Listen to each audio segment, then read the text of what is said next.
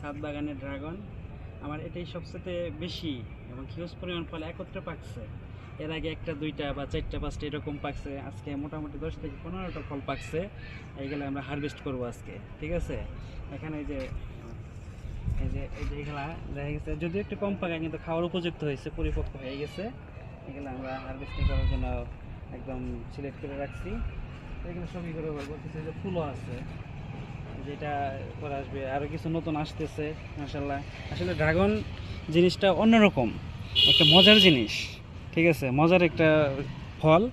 এই ফলটা একদিকে ফল থাকে, একদিকে পাকা ফল, একদিকে কিছু ফল ধরছে, এরকম আসলে একটা মজার ব্যাপার সব মিলিয়ে, ঠিক আছে, মানে একটা মজার ব্যাপার। এখন আমরা দু একটা ফল কাটি, হ্যাঁ, এই যে মাশাল্লাহ অনেক পুষ্টপিষ্ট হয়েছে, ঠিক আছে, পুষ্টপিষ্ট হয়েছে। আর একটা পাকা ফল একদম নিয়ে থেকে, এটা হয়তো বা 2 দিন রাখলেই হবে নাকি এর ভিতরে। এই যে একটা ফল, এই যে একটা ফল মাশাল্লাহ, অনেক অনেক এর ভিতরে।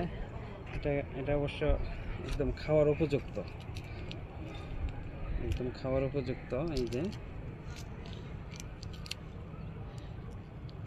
অনেক সুন্দর,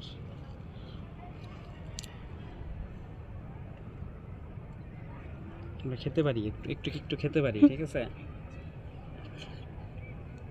অমৃত, এত টেস্ট।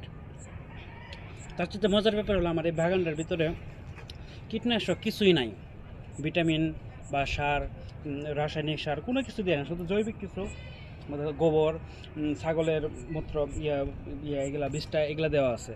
তাছাড়া এখানে কিছু না, একদম অর্গানিক, পিওর অর্গানিক বলতে এটাই বুঝতে